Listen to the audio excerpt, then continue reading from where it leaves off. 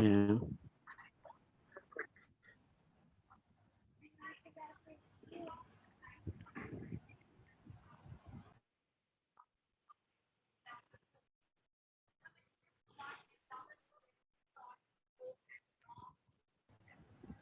नुमान साहब, मैं आपको होस्ट बना जी रहा हूँ, फिर जब क्लास एंड हो जाए ना तो आप मीटिंग एंड कर दीजिएगा, ठीक है सर?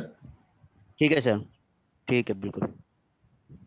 अच्छा जी, हम स्टार्ट करते हैं फिर। केमिस्ट्री हमारे पास जो पार्टिसिपेंट्स हैं इस वक्त क्लास 9 से जो 10th में है ना, अली आर्यान मौजूद हैं, एहसन है, ठीक है, अली फरहान है, ईमान फातिमा हुसैन है, और मरियम अली हैं, उमर हैं, वानिया याहया, ठीक है ना। आज फर्स्ट क्लास है आपकी, और इसमें आपको बताया केमिस्ट्री फर्स्ट टाइम जो है मैट्रिक में आई है ना, 10 क्लास में। इससे पहले 9 क्लास में हमने की थी है। और आधे चैप्टर्स जो हैं शुरू के अगर हम देखें इनिशियली चैप्टर्स, ठीक है ना। देखिए चैप्टर्स के नाम भी आ रहे होंगे आपके पास ना, ये स्क्रीन पर देखें सामने चैप्टर्स के नाम आ रहे हैं। Introduction to chemistry, chemical combination, atomic structure, periodicity of elements, chemical bonding, states of matter, solution and suspension, electrochemistry, acid and base, chemical energetic. ये जो 10 चैप्टर हैं शुरू के, इनिशियली 10 चैप्टर्स, ये हमने जो है वो क्लास 9 में किए थे और इन्हीं के पेपर्स आए थे ना, ठीक है। उसके बाद फिर ये कि हाफ जो बुक है, यानी फर्दर जो आगे के चैप्टर्स हैं, चैप्टर नंबर 11 टू 18, ठीक है, ये आप जो है मैट्रिक में पढ़ोगे, ठीक है ना। यानी अगर देखा जाए 8 चैप्टर्स हैं ये, 8 चैप्टर्स हैं। तो हाफ बुक आप पढ़ोगे 9 क्लास के अंदर और हाफ पढ़ोगे आप मैट्रिक में। सिर्फ फिजिक्स भी है, कल 10 की फिजिक्स भी है, ठीक है, वो भी ध्यान में रखिएगा आप। फिजिक्स का जो हाफ चैप्टर आपने पढ़े थे हीट तक, उसके बाद जो है वो चैप्टर नेक्स्ट 12 चैप्टर वो आप स्टार्ट करोगे और उसके बाद वाले चैप्टर्स हम पढ़ेंगे। तो इस तरह से जो है हमारे पास जो टाइम होगा वो आराम से जो है वो कवर हो सकती है, ठीक है ना। केमिस्ट्री की बुक भी और फिजिक्स की भी ना, बिकॉज हाफ बुक पढ़नी है हमने, तो फॉर ऑलमोस्ट 4 to 5 मंथ्स बहुत हैं इसके लिए ना। तो आज हम चैप्टर्स करेंगे, उसके अंदर जो टॉपिक है हमारा हाइड्रोजन एंड वाटर। ये आप देखें, मैं इसको हाईलाइट कर देता हूँ। हाइड्रोजन एंड वाटर यहाँ से आप पढ़ोगे, बिकॉज चैप्टर नंबर 10 जो है वो हमने केमिकल एनर्जेटिक्स, ठीक है, ये आपने मैट्रिक में किया था, लास्ट चैप्टर था हमारा। एजोथर्मिक और एंडोथर्मिक रिएक्शंस पढ़ा था इसके अंदर आपने ना।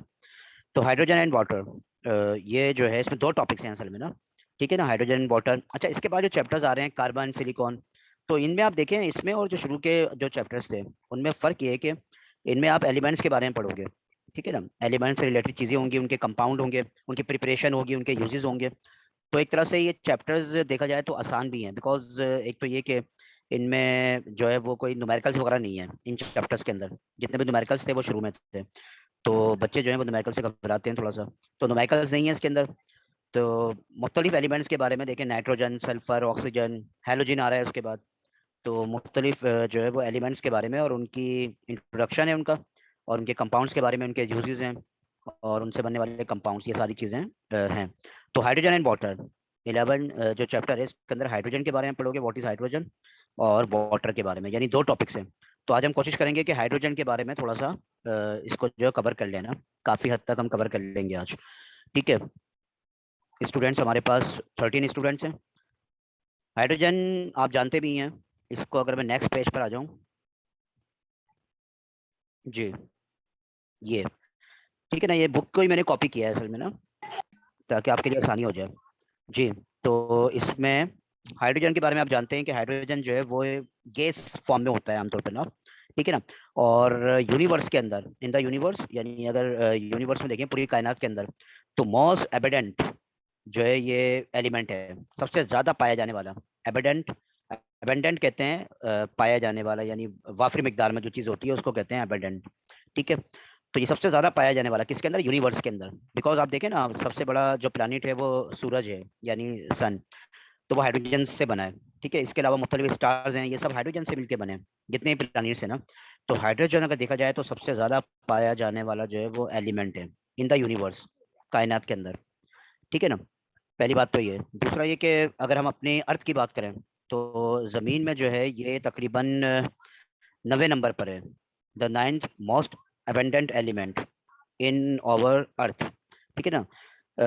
ज़मीन के अंदर ये इतना ज़्यादा नहीं है, लेकिन पूरी यूनिवर्स के अंदर में देखा जाए तो ये बहुत ज़्यादा इसका जो है वो सबसे ज़्यादा बल्कि पाया जाने वाला एलिमेंट है, बिकॉज जितने भी प्लानिट्स हैं वो हाइड्रोजन से मिलके बने ना, उसमें हाइड्रोजन मौजूद है। ज़मीन के अंदर अगर आप देखें तो ऑक्सीजन बहुत ज्यादा मिकदार में है, ठीक है ना।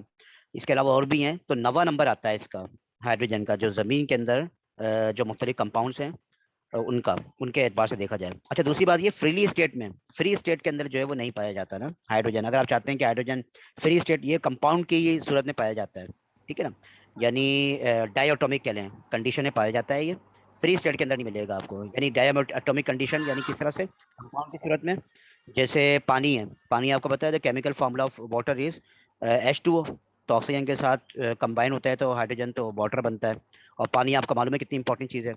तो पानी यानी खुश्की के एतबार से देखा जाए तो पानी के 3 जो हैं वो हिस्से हैं। अगर हम 4 में से 3 हिस्से जो हैं वाटर है और एक हिस्सा जो है वो खुश्की है ना। तो पानी के साथ इसके अलावा पेट्रोलियम के अंदर, इसके अलावा गैसेस, जो गैस होती है जो आपके घर के अंदर होती है, ठीक है। बेटा माइक को ऑफ कर देना, वरना मुझे यहाँ से जो है वो आपको थोड़ा सा एक तो मैं, एक मिनट रुकिएगा।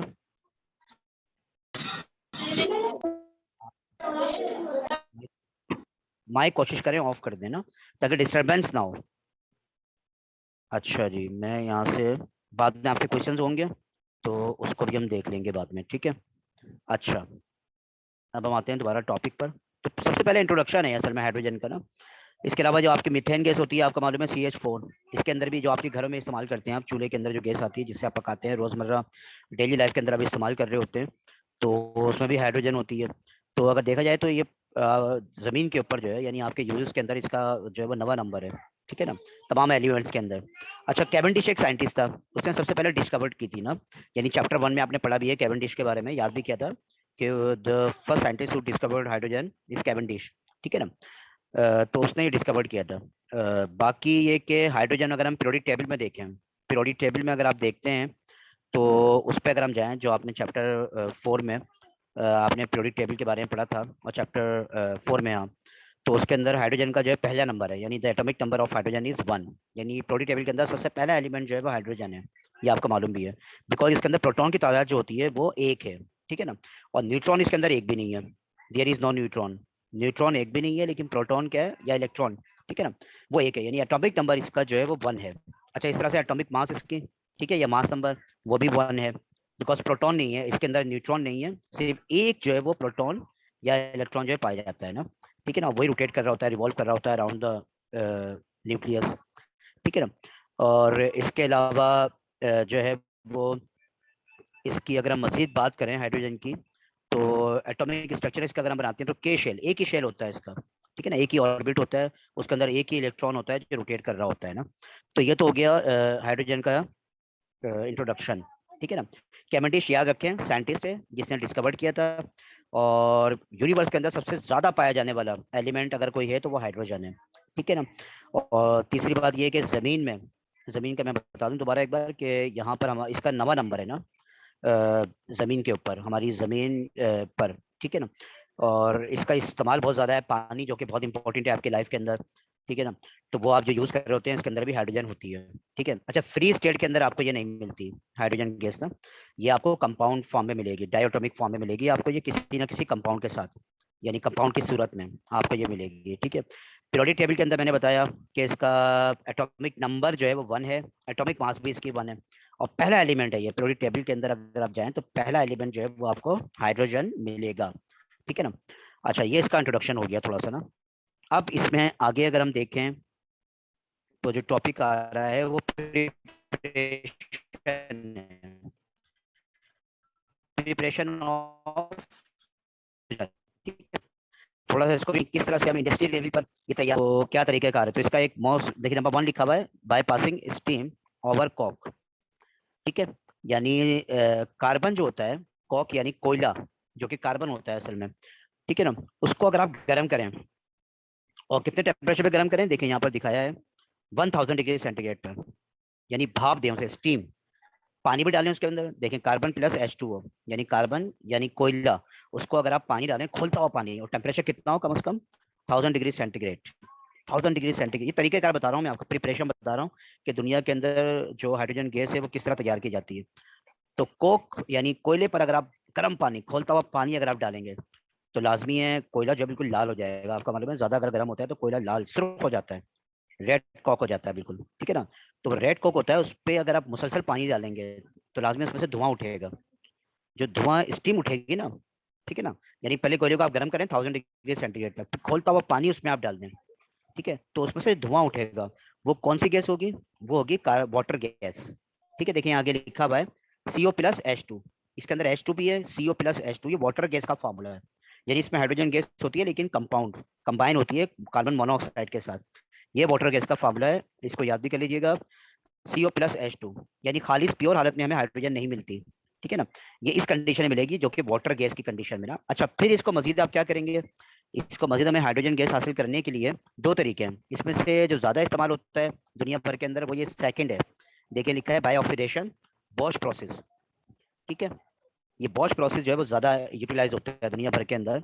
तो आपको हासिल क्या हुई थी? कार्बन, ये वाटर गैस आपको हासिल हुई थी। अगर आप एक खोलता हुआ या रेड कॉक, सुर्ख बिल्कुल जो है वो, जो कि 1000 डिग्री सेंटीग्रेड पे कोयला गर्म किया है आपने, उस पर अगर आप पानी डालेंगे तो उसमें से धुआं उठेगा, वाटर गैस होगी, ठीक है। वाटर गैस का फॉर्मूला क्या है? CO+H2, ठीक है। अब इसमें से मुझे हाइड्रोजन हासिल करनी है, तो मैं क्या करूंगा? एक तरीका कार जो कि दुनिया भर में इस्तेमाल हो रहा है, बॉश प्रोसेस, इसकी मदद से मैं यहाँ से हाइड्रोजन अलग कर सकता हूँ। किस तरह से? मैं इसकी इक्वेशन दिखाता हूँ आपको। असल इक्वेशन होती है, ये देखें इसमें नेक्स्ट पेज के ऊपर, यहाँ पर इक्वेशन दिखाई है, देखें। वाटर गैस CO+H2, ये वाटर गैस का फॉर्मूला है। इसको मैंने मजीद से पानी डाला, खोलता हुआ पानी, जिसका टेम्परेचर कितना है? 5 डिग्री सेंटीग्रेड, ठीक है ना, आयरन ऑक्साइड की मौजूदगी में। ये एज अ कैटलिस्ट इस्तेमाल होता है। कैटलिस्ट के बारे में बताऊंगा मैं आपको बाद में ना डिटेल के साथ। ये एज अ कैटलिस्ट इसको यूज करते हैं। तो टेम्परेचर कितना है? 500 डिग्री सेंटीग्रेड, खोलता हुआ पानी वो भी, ठीक है। वो जब आप इस कार्बन मोनोऑक्साइड पर यानी वाटर गैस पे आप डालेंगे, ठीक है ना, तो केमिकल रिएक्शन होगा। अच्छा, केमिकल रिएक्शन में क्या होगा जनाब? केमिकल रिएक्शन के नतीजे में ये होगा कि कार्बन डाइऑक्साइड आपको हासिल होगी। ये देखें एरो के बाद जो प्रोडक्ट बना है वो कार्बन डाइऑक्साइड गैस, ठीक है ना, और हाइड्रोजन गैस अलग हो जाएगी। अच्छा, कार्बन डाइऑक्साइड गैस जो है वो सॉल्युबल है पानी के अंदर ना, वो पानी में हल हो जाएगी, वो हवा से भारी होती है लिहाजा नीचे बैठ जाएगी।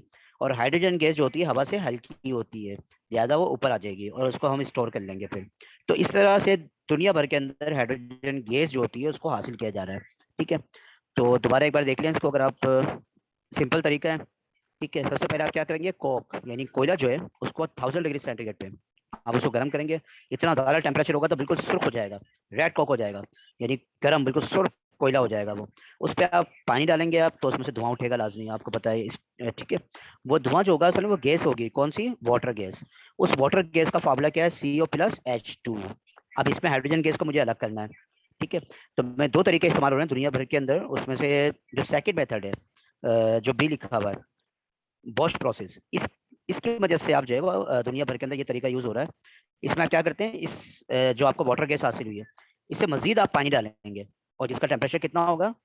50 डिग्री सेंटीग्रेड, 500 यानी 500 डिग्री सेंटीग्रेड तक खोलता हुआ पानी इस पर आप डालेंगे तो केमिकल रिएक्शन होगा। और उस केमिकल रिएक्शन के नतीजे में कार्बन डाइऑक्साइड गैस आपको हासिल होगी, जो कि सोल्यूबल है वाटर में, वो पानी में सॉल्व हो जाएगी, डिजोल्व हो जाएगी। और हाइड्रोजन गैस आपको, प्योर हाइड्रोजन गैस जो है वो आपको हासिल होगी। तो इस तरह से जो है उसको आप स्टोर कर लेंगे ना। तो ये तरीका जो है दुनिया भर में इस्तेमाल हो रहा है, बॉश प्रोसेस, ठीक है। और भी इससे मेथड दिए हैं लेकिन हम बॉश प्रोसेस ही को कंसिडर करेंगे ना। अच्छा, आगे ये प्रिपरेशन हो गई इसकी। अच्छा, इसके अलावा देखें एक तरीका और बताया इन्होंने, अगर हम नीचे देखें, by the electrolysis of water, ठीक है। यानी वाटर, पानी के इलेक्ट्रोलाइसिस के जरिए भी, पानी की इलेक्ट्रोलाइसिस के जरिए भी आप जो है वो इसको हासिल कर सकते हैं हाइड्रोजन गैस को, ठीक है ना। किस तरह से? आपको पता है इलेक्ट्रोलाइसिस का प्रोसेस, ये आपने पढ़ा भी था थोड़ा बहुत, हमने इसको लास्ट टाइम किया था ऑनलाइन क्लासेस के अंदर भी। इलेक्ट्रोलाइसिस का प्रोसेस क्या है भाई? पानी में से आप इलेक्ट्रिसिटी पास करें और एक खास करंट होगा, यानी अमाउंट ऑफ करंट, बहुत ज्यादा करंट दिया जाता है। तो उसके नतीजे में क्या होगा? पानी जो होगा वो ब्रेक हो जाएगा अपने आयंस में ना, यानी आपको पता है ना H2O, H अलग हो जाएगा और ऑक्सीजन गैस अलग हो जाएगी, ठीक है ना। और इसमें आपको पता है दो इलेक्ट्रोड्स होते हैं, कैथोड और एनोड, ठीक है ना। तो जो ऑक्सीजन है उसके जो है आयंस वो जो है वो एनोड की तरफ आएंगे, और जो हाइड्रोजन के हैं वो कैथोड पे जाके जमा हो जाएंगे। इस तरह से हाइड्रोजन, ये इलेक्ट्रोलाइसिस के जरिए आप क्या करेंगे? वाटर जो है उसको करंट उसमें पास करके आप उसको जो है तोड़ देते हैं, ठीक है ना। यानी हाइड्रोजन अलग हो जाता है और ऑक्सीजन गैस अलग हो जाती है। ये भी एक तरीका है ना, ठीक है ना, बाय द इलेक्ट्रोलाइसिस। लेकिन ये बहुत ज़्यादा एक्सपेंसिव है। तो दुनिया के वो मालिक, वो कंट्रीज के जहाँ पर बहुत जो है वो सस्ती है बिजली, तो वहाँ पर ये तरीके यूज हो रहे हैं। बाकी जो गरीब ममालिक हैं, पुअर कंट्रीज हैं, तो वहाँ पर वो ये इस्तेमाल नहीं कर सकते, बिकॉज बिजली बहुत महंगी पड़ जाएगी उनको। ठीक है ना, तो वो पहला प्रोसेस जो है वो ज़्यादा इस्तेमाल हो रहा है ना। और ये बड़े कंट्रीज, तरक्की याफ्ता कंट्रीज जहाँ पर बिजली सस्ती है, तो वो ये तरीका इस्तेमाल कर रहे हैं, बिकॉज ये बहुत महंगा तरीका है। ठीक है, वेरी एक्सपेंसिव। तो एक तरीका प्रोसेस जो है वो ये भी है। 18 स्टूडेंट है हमारे पास। अच्छा, तो ये मैंने आपको प्रिपरेशन बताई है थोड़ी सी ना, इसको हम दोबारा भी स्टडी कर लेंगे। और ये बुक है आपके पास, उसमें आप खुद भी ये दो तरीके आप देखिए, कि बाकी को आप छोड़ देना। अच्छा, आगे अगर हम देखते हैं आपकी जो बुक में, ये बुक को मैंने कॉपी किया है। अच्छा, अब आ जाए इसकी प्रॉपर्टीज पर। ठीक है, प्रॉपर्टीज हैं, अब आपको पता है प्रॉपर्टीज यानी खूबियां, हाइड्रोजन की खूबियां। There are two types of the properties.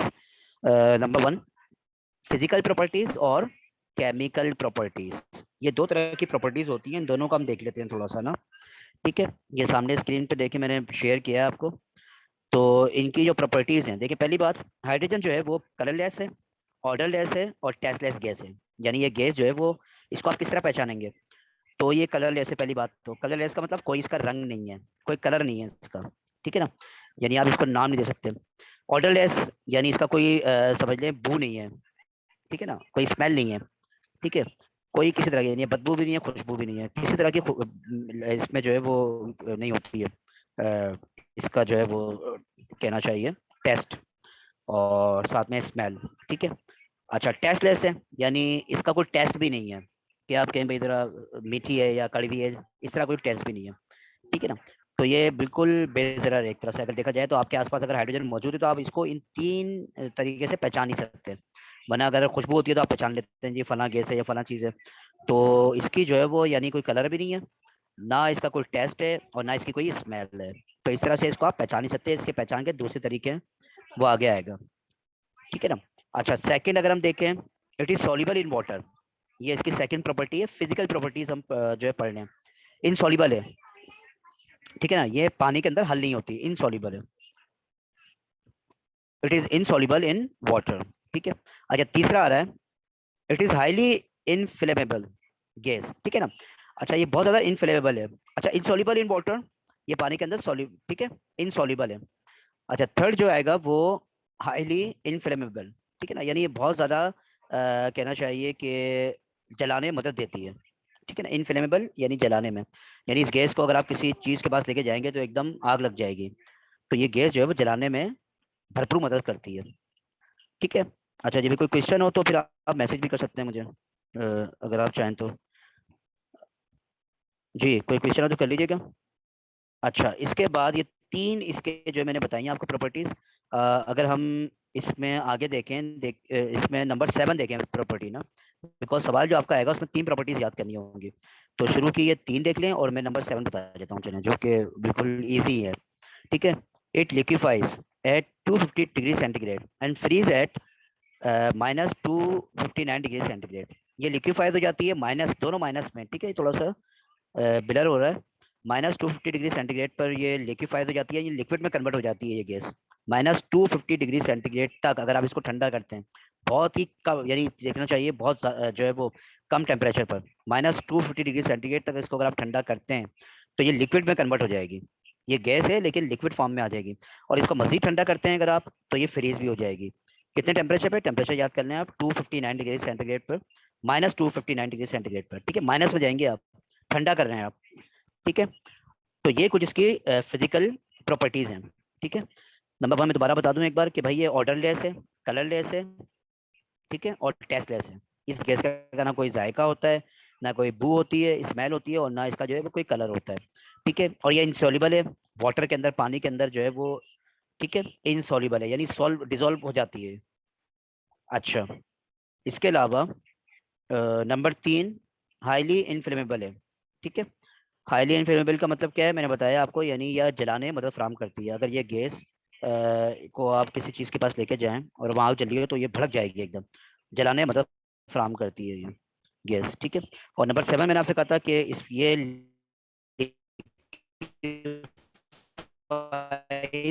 भी होती है टेम्परेचर तक ठंडा। अगर आप जाते हैं ना 252 डिग्री सेंटीग्रेड पर अगर आप जाते हैं, तो ये लिक्विफाइड यानी लिक्विड में कन्वर्ट हो जाएगी, और मजीद इसका टेम्परेचर और कम करते हैं अगर आप, तो ये फ्रीज हो जाएगी, यानी -259 डिग्री सेंटीग्रेड पे।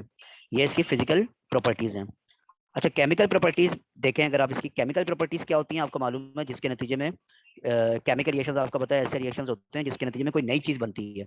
दो सब्सटेंस आपस में अगर मिलते हैं और उनके मिलने से कोई नई चीज बन जाए, ठीक है ना, तो हम कहते हैं केमिकल रिएक्शन हुआ है, जिसकी और जो नई चीज बनती है उसकी प्रॉपर्टी उन दोनों से बिल्कुल अलग होती है, जुदा होती है। या कोई कंपाउंड है जो बना हुआ है, ठीक है, वो टूट जाए तब भी केमिकल रिएक्शन होगा, ठीक है। अच्छा, इसमें देखिए नंबर 2 पॉइंट, केमिकल रिएक्शन में ना नंबर 2 पॉइंट देखें, ये आसान है।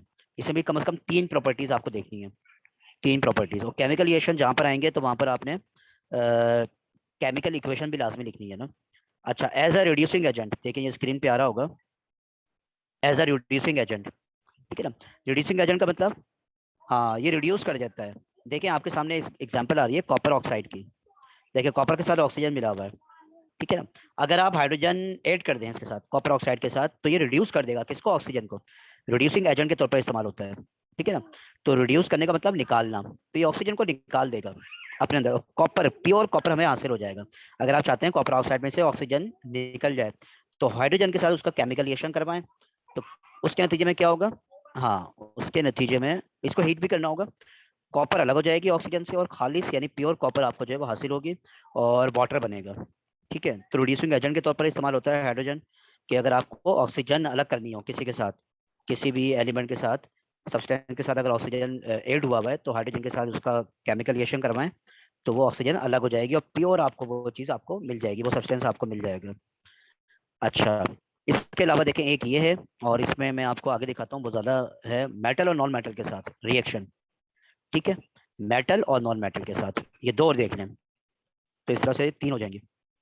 अच्छा चलें, एक ये ऊपर भी दिया हुआ है नंबर 3, इसको बाद में देख लेंगे। अच्छा, नंबर 4 देखें, रिएक्शन विद मेटल्स। अगर आप मेटल के साथ रिएक्शंस करते हैं, मेटल आपको पता है क्या होता है, अगर आप मेटल के साथ किसका रिएक्शन करें, हाइड्रोजन का रिएक्शन करें, ठीक है ना। जैसे सोडियम है, सोडियम इज अ मेटल, उसको अगर आप हाइड्रोजन के साथ रिएक्ट करते हैं, और किस तरह रिएक्ट करें कि 200 डिग्री सेंटीग्रेड तक उसको अगर आप हीट दें, 200 डिग्री सेंटीग्रेड तक अगर आप हीट दें यानी गर्म करें हाइड्रोजन के साथ, तो आपको, ठीक है, तो एक मिनट, तो आपको हाइड्राइड हासिल होगा, सोडियम, ठीक है ना, यानी कि करते हैं तो उसके हाइड्राइड हमें हासिल होते हैं। इस तरह देखें कैल्शियम, देखिए कैल्शियम को अगर आप करेंगे 200 डिग्री सेंटीग्रेड तक अगर आप उसको जो है वो हीट करते हैं, ठीक है, हाइड्रोजन के साथ, तो आपको कैल्शियम हाइड्राइड हासिल होगा। यानी जिसके साथ, जिस एलिमेंट के साथ आप उसको रिएक्ट कर रहे हैं, तो हमें उसके हाइड्राइड हासिल होंगे, ठीक है ना। तो कैल्शियम हाइड्राइड ये हमें हासिल हुआ, और वहाँ सोडियम हाइड्रोक्साइड यानी मेटल के साथ अगर आप रिएक्ट करेंगे तो उसके हाइड्रेट हमें हासिल होते हैं। अच्छा, अब आ जाए नॉन मेटल। अगर हम नॉन मेटल के साथ इसको रिएक्शन करें ना, नॉन मेटल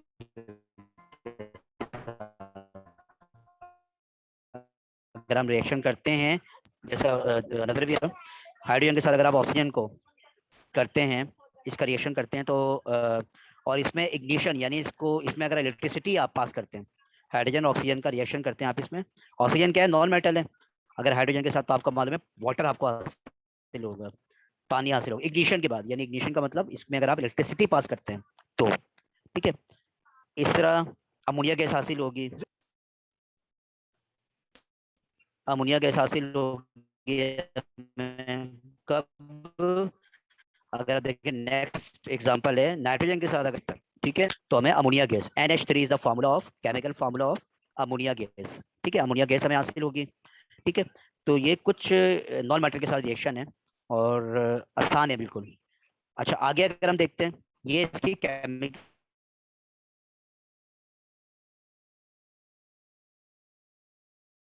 और फिजिकल प्रॉपर्टीज हो गई, 3 कम से कम आपको आनी चाहिए ना।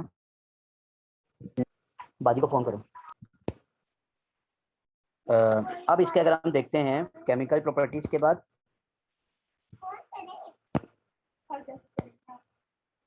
इसके यूजेस पर आ जाएं आप, इसके यूजेस पर आ जाएं, ठीक है, किसके, हाइड्रोजन के यूजेस।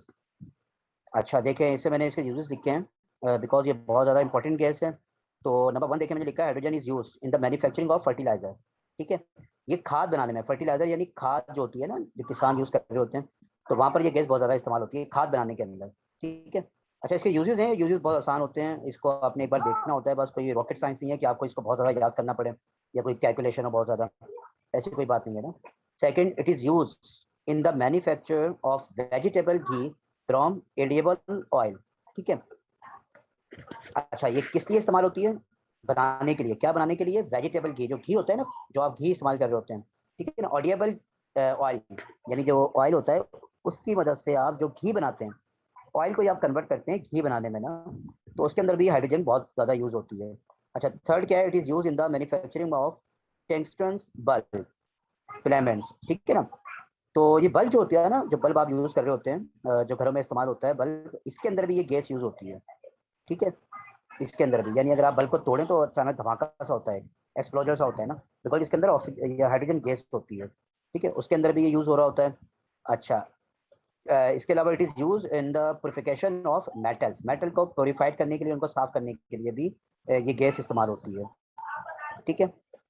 अच्छा, इसके अलावा और भी हैं इसके यूजेस आपको दिए हुए हैं, जैसे नंबर 6 देखें, it is use in weather balloon. ठीक है।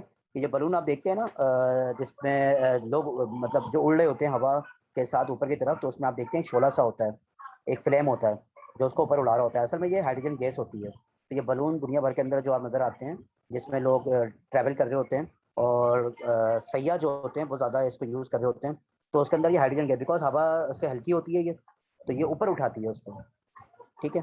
अच्छा, इसके अलावा और भी देखें इसके अंदर हैं, कम से कम 3 आप इसमें से याद कर लीजिएगा, शुरू के 3 बहुत आसान है यूजेस ऑफ हाइड्रोजन। ठीक है, तो इनको आप देख लीजिएगा। बाकी अब इसमें लास्ट जो टॉपिक है हमारा, मैं यहाँ निकाल देता हूँ, ये हमारा इसमें लास्ट टॉपिक होगा ना हाइड्रोजन का। फिर इसके बाद वाटर है, वाटर हम इंशाल्लाह अगली क्लास के अंदर उसको देख लेंगे। अच्छा देखिए, आइसोटॉप्स के बारे में दिया हुआ है, ये हमने पहले ही पढ़ चुके हैं, लिहाजा बहुत आसान हो जाएगा आपके लिए ना। हाइड्रोजन के आइसोटॉप्स भी हैं। ठीक है ना।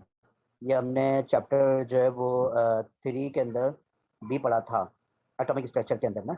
तो हाइड्रोजन के आइसोटॉप्स के बारे में वही सारी चीज़ें इसके अंदर, मैं एक बार रिपीट कर रहा हूँ बस। अच्छा, आइसोटॉप्स किसे कहते हैं ये मैं आपको बता देता हूँ कि आइसोटॉप्स होते क्या हैं। ठीक है, the element which have the atomic number, same atomic number but different mass number. ठीक है ना, इज कॉल्ड आइसोटॉप्स। ठीक है ना, यानी ऐसे एलिमेंट जिनके एटॉमिक नंबर तो सेम हो लेकिन मास नंबर उनके चेंज हो, ऐसा भी होता है, क्योंकि मास नंबर चेंज हो जाता है और उसकी वजह क्या है मैं बताता हूँ अभी आपको ना। तो उन्हें आप उसके आइसोटॉप्स कहते हैं। जैसे हाइड्रोजन है, इसके आइसोटॉप्स हैं 3, इसके आइसोटॉप्स हैं, नाम भी लिखे हैं, प्रोटियम, ड्यूट्रियम और ट्रीटियम, ये आप देखें। ठीक है ना, तो इसके 3 हैं आइसोटॉप्स ना। आइसोटॉप्स बनने की वजह क्या होती है कि उसके अंदर न्यूट्रॉन की तादाद जो होती है वो चेंज होती है। एटॉमिक नंबर तो सेम होता है, एटॉमिक नंबर का मतलब प्रोटॉन की तादाद या इलेक्ट्रॉन की तादाद वो सेम होती है, लेकिन न्यूट्रॉन की तादाद जो है वो चेंज हो जाती है। उस न्यूट्रॉन की तादाद के चेंज होने की वजह से उनके आइसोटॉप्स बनते हैं। तो हमारा हाइड्रोजन के आइसोटॉप्स हम चूंकि पढ़ रहे हैं, तो इसके 3 आइसोटॉप्स हैं, प्रोटियम, ड्यूट्रियम और ट्रीटियम। ठीक है। अच्छा, प्रोटियम जो है इसका देखें फॉर्मूला लिखा हुआ है, यानी अगर मैं इसकी स्ट्रक्चर दिखाऊं आपको तो देखें यहाँ इसका स्ट्रक्चर बना हुआ है। ठीक है, इसका प्रोटॉन तो एक होता है, कितने भी आप आइसोटॉप्स होंगे ना, प्रोटियम हो चाहे ड्यूट्रियम हो चाहे ट्रीटियम हो, उनके अंदर प्रोटॉन की तादाद तो एक होगी, लेकिन न्यूट्रॉन की तादाद चेंज होने की वजह से वो आइसोटॉप बनते हैं। देखिए, प्रोटॉन 1 है और न्यूट्रॉन की तादाद 0 है। ठीक है। अच्छा, अगर हम नीचे आ जाएं ड्यूट्रियम, ड्यूट्रियम पर अगर आप आ जाएं, तो ड्यूट्रियम जो होता है ये सेकंड आइसोटॉप है। प्रोटियम प्रोटियम एक है, लेकिन इसका जो है यानी कहना चाहिए कि प्रोटॉन की तादाद इसकी एक है, लेकिन न्यूट्रॉन जो है इसके अंदर वो भी एक है, न्यूट्रॉन भी एक है। ठीक है ना। तो इसका जो फार्मूला बनेगा, देखिए नीचे लिखा हुआ है ड्यूट्रियम का, ये आपने पहले भी याद किया होगा, यानी H21 लिखा हुआ है, 2H1। ठीक है, 2 जो है वो क्या है इसका, हाँ इसका मास नंबर है, 2 जो है इसका मास नंबर है, और इसका जो एटॉमिक नंबर है वो 1 है। नीचे जो लिखा होता है वो एटॉमिक नंबर होता है, और ऊपर जो हम शो करते हैं, मेंशन करते हैं, वो मास नंबर होता है या एटॉमिक मास होती है ना। तो 2 है इसकी, जबकि इसकी अगर हम बात करें प्रोटियम की, तो इसका 1H1 है इसका, एक मिनट, 1H1, 2H1 है इसका ड्यूट्रियम का। ठीक है, 2H1। अच्छा, ट्रीटियम अगर हम आ जाएं, ट्रीटियम पर जो कि इसका तीसरा आइसोटॉप है, उस पर अगर हम आ जाएं तो ये देखें इसका जो स्ट्रक्चर है वो ये रहा। ठीक है ना, प्रोटॉन तो एक ही होगा, प्रोटॉन एक ही है, लेकिन न्यूट्रॉन जो है इसके अंदर 2 हैं। ठीक है, और इसका फॉर्मूला क्या है 3H1। ठीक है ना, 3H1।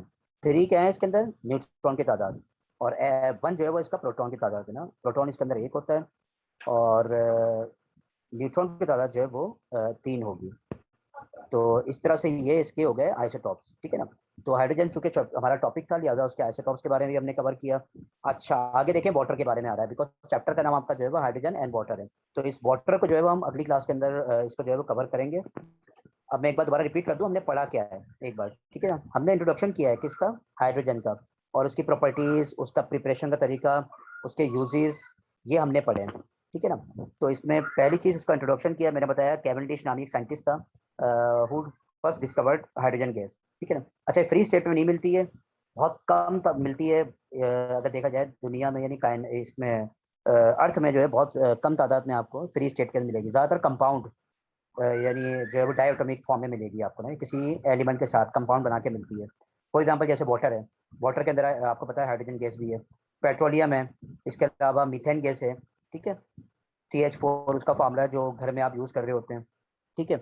तो उसमें आपको ये मिलेगी। तो इसके अलावा प्रोडक्ट टेबल के अंदर मैंने बताया कि इसका पहला नंबर है, एटॉमिक नंबर इसका 1 है, और एटॉमिक मास भी इसकी क्या है, 1 है, ठीक है। फिर इसकी प्रिपरेशन पर आ गए थे हम। प्रिपरेशन का तरीका मैंने बताया था, रेड कॉक यानी कार्बन जो है उस पर अगर आप उसको 1000 डिग्री सेंटीग्रेड तक अगर आप उसको गर्म करते हैं तो बिल्कुल सुर्ख हो जाएगा। उस पर अगर आप खुलता हुआ पानी डालें तो एक धुआं सा उठेगा, वो धुआं जो होगा वाटर गैस का होगा। उस वाटर गैस का फॉर्मूला क्या है, CO+H2, ठीक है।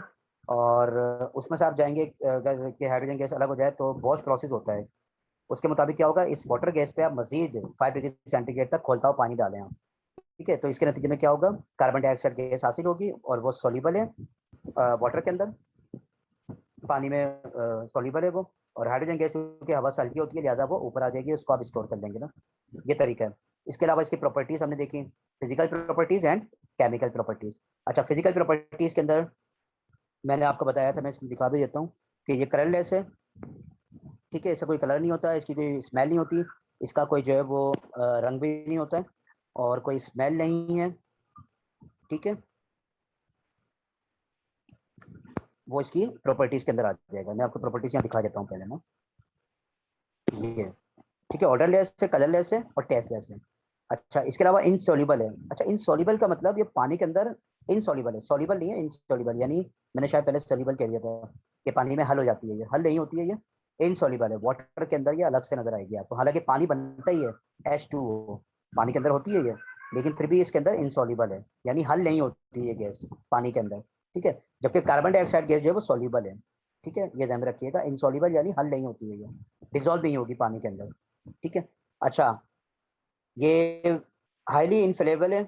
इनफ्लेमेबल गैस का मतलब होता है यानी आग जलाने वाली, ठीक है ना, ये चीज को जला देती है। अब ठीक है ना, यानी इस गैस को अगर आप किसी चीज पे डालेंगे तो उसमें आग लग जाएगी, ठीक है ना। और एक शोला सा आपको नजर आएगा, ठीक है। उसके अंदर आप देखेंगे, और बल्कि इसमें यूजेस के अंदर आ जाएगी ये बात, मैं यूजेस के अंदर मजीद बता दूंगा आपको मैं। अच्छा, इसके अलावा 7वां पॉइंट मैंने बताया था, ये लिक्विफाइज है, यानी लिक्विड में कन्वर्ट हो जाती है तो गैस ये, लेकिन लिक्विड फॉर्म में भी आ सकती है, लेकिन एक खास टेम्परेचर पर, -252 डिग्री सेंटीग्रेड तक इसको अगर आप ठंडा करेंगे तो ये लिक्विफाइड हो जाएगी, ठीक है, यानी लिक्विड फॉर्म में आ जाएगी। और मजीद अगर इसको आप ठंडा करते हैं तो ये फ्रीज भी हो जाती है, और टेम्परेचर कितना है, -259 डिग्री सेंटीग्रेड, ठीक है। इस तरह केमिकल प्रॉपर्टीज हैं, केमिकल प्रॉपर्टीज के अंदर रिड्यूसिंग एजेंट एज आ इस्तेमाल होती है ये। इसके अलावा मेटल के साथ रिएक्शन होता है तो ये उनके हाइड्राइड बनाती है। ये देखिए दिखाया है मैंने यहाँ पर, ये बुक आपकी वही है जो कि घर के अंदर है ना, आप जो जिसमें से आप देख रहे हैं, तो उसमें आप देख लीजिएगा, ये उनके हाइड्राइड बनाते हैं ये। और नॉन मेटल के साथ रिएक्ट करते हैं तो उसमें आप देखें अमोनिया गैस है, पानी है, जो कि नॉन मेटल के साथ हाइड्रोजन का रिएक्शन होता है तो ये चीज़ें बनती हैं। तो दोनों के साथ रिएक्ट करती है ये हाइड्रोजन, मेटल के साथ भी और नॉन मेटल के साथ भी। अच्छा, इसके बाद इसके यूजेस पर आ जाएं। इसके देखें यूजेस के अंदर हाइड्रोजन गैस होती है वो खाद बनाने में इस्तेमाल होती है, फर्टिलाइजर, एज अ फर्टिलाइजर। इसके अलावा ये वेजिटेबल घी बनाने के लिए इस्तेमाल होती है, ठीक है। इसके अलावा ये टंगस्टन बल्ब जो होते हैं, उसके अंदर भी ये गैस डाली जाती है, ठीक है ना, जो बल्ब इस्तेमाल होते हैं उसके अंदर भी। इसके अलावा प्योरीफिकेशन ऑफ मेटल्स, मेटल को प्योरीफाई करने के लिए, उनको साफ करने के लिए भी इस्तेमाल होती है। और इसके अलावा इसको जो है वो आप एज अ फ्यूल भी इस्तेमाल करते हैं, ये इसमें लिखा हुआ नहीं है शायद, एज अ फ्यूल भी इस्तेमाल करते हैं, ठीक है ना, यानी गैस के तौर पर ये जो आपके घर में सुई गैस है, ये मीथेन गैस होती है असल में, CH4 इसका फार्मूला है। तो इसके अंदर भी जो है वो हाइड्रोजन गैस मौजूद होती है, ठीक है ना। और ये ब्लू फ्लेम है, यानी आप देखें ना, ये जो गैस आप जलाते हैं चूल्हों के अंदर, इसमें जो ब्लू रंग का कलर जो आ रहा होता है वो हाइड्रोजन गैस की पहचान है। हाइड्रोजन जो होती है जब जलती है तो ब्लू कलर देती है, ब्लू यानी फ्लेम देगी आपको ना। तो ये ब्लू जो कलर आ रहा होता है वो हाइड्रोजन गैस की पहचान है ना, ये ध्यान में रखिएगा। अच्छा, इसके अलावा इसके अंदर ये टॉपिक, इसका आइसोटॉप्स के बारे में हम पढ़ भी चुके हैं पिछले चैप्टर्स के अंदर, ठीक है। तो आपको पता है आइसोटॉप्स क्या होते हैं, हाइड्रोजन के 3 आइसोटॉप्स होते हैं, प्रोटियम, ड्यूटियम और ट्रिटियम। ये 3 इसका आइसोटॉप्स हैं, इनके फॉर्मूले, इनका स्ट्रक्चर देखें सामने बुक के अंदर आपको नजर आ रहा होगा, ठीक है। अच्छा, आइसोटॉप बनने की वजह क्या होती है, न्यूट्रॉन की तादाद डिफरेंट होती है, इसलिए आइसोटॉप्स बनते हैं, ठीक है ना। प्रोटॉन एक ही होता है because same atomic number but different mass number, और मास नंबर डिफरेंट होने की वजह क्या है, उसमें जो न्यूट्रॉन की तादाद होती है वो डिफरेंट होती है, तो इसलिए आइसोटॉप बनते हैं। तो कुछ एलिमेंट हैं उनके आइसोटॉप्स नहीं होते हैं, कुछ बहुत सारे ऐसे हैं कि जिनके होते हैं। तो हाइड्रोजन के आइसोटॉप्स, उनके नाम याद रख लें आप, प्रोटियम, ड्यूटियम और ट्रिटियम। ये 3 आइसोटॉप जो हैं ये हाइड्रोजन के हैं, ठीक है। तो आज हमने हाइड्रोजन को कवर किया है, इसमें एक टॉपिक शायद रह गया है, इसको भी इंशाल्लाह हम देख लेंगे। और उसके बाद वाटर के बारे में दिया हुआ है, वाटर के बारे में तो आप बहुत सारी चीज़ें जानते भी हैं, ठीक है ना। तो ये आसान हो जाएगा। तो देखा जाए तो 10 क्लास के अंदर शुरू के जो चैप्टर्स है ना, ये तो बहुत ही आसान है, ठीक है ना। आसानी से आप इसको जो है वो याद भी कर सकते हैं। तो आज हमने ये कवर किया है केमिस्ट्री का पहला चैप्टर ना। इसका जो सेकंड टॉपिक है वाटर, वो इंशाल्लाह नेक्स्ट क्लास आपकी होगी, उसमें हम जो है वो कवर करेंगे ना। इसको जरा स्टडी कर लीजिएगा, लेक्चर के बाद जरा थोड़ा बैठ जाइएगा तो आपके जहन में दोबारा बैठ जाएगा। अच्छा, कल इंशाल्लाह आपकी क्लास होगी फिर फिजिक्स की, वो भी आपकी फर्स्ट क्लास होगी मैट्रिक की, बिकॉज प्रैक्टिकल्स हो रहे थे आपके। तो उसके बाद इंशाल्लाह हम जो है वो देखते हैं फिर इसको। अब कोई क्वेश्चन है तो आप कर सकते हैं ना, कोई क्वेश्चन अगर आपने करना है, ठीक है जी।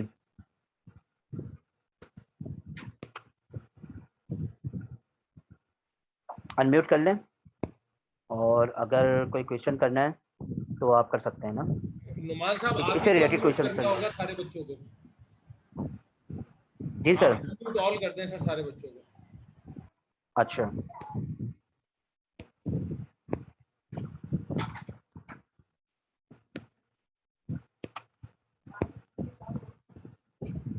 जी, इस टॉपिक से रिलेटेड, वरना मैं फिर क्वेश्चंस करता हूँ आपसे। अली आर्यन, आवाज आ रही है बेटा आपको? Yes sir. एहसन जी, ठीक है। केमिस्ट्री का पहला चैप्टर था आपका, हाफ बुक हमने 9 क्लास से पढ़ी थी, और अब हम मजीद जो है वो हाफ बुक देख रहे हैं, उसका पहला चैप्टर था। चैप्टर का नाम बताओ, ऐसा नाम बताओ चैप्टर का नाम। Ehsan, Ehsan yes sir. जी, चैप्टर का नाम बताओ, इस चैप्टर का नाम क्या है? अली आर्यन आप बताओ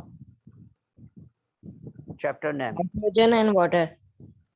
जी, हाइड्रोजन एंड वाटर, ठीक है। अच्छा, अलिशबा, अमानिया भी है, चले अमानिया आप बताइएगा। अमानिया, मुझे एक फिजिकल प्रॉपर्टी बता दो आप, एक फिजिकल प्रॉपर्टी हाइड्रोजन गैस की ना, हाइड्रोजन की एक फिजिकल प्रॉपर्टी, ठीक है जी। अमानिया, आर यू हेयर में? आपने मैसेज किया है,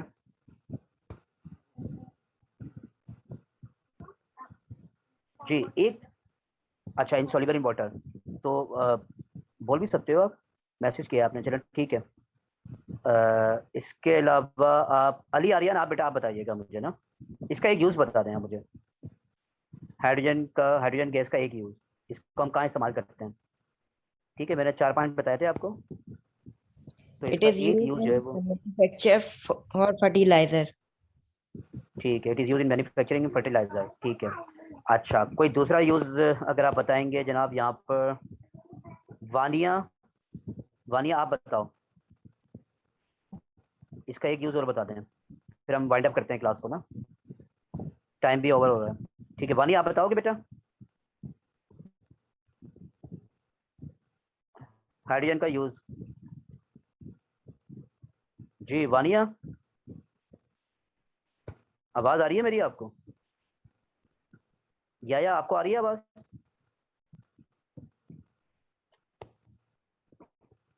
नुमान साहब मुझे आ रही है आपकी आवाज। ठीक है सर। जी या यमुना, यमुना आप बताओ। जी यमुना, अच्छा।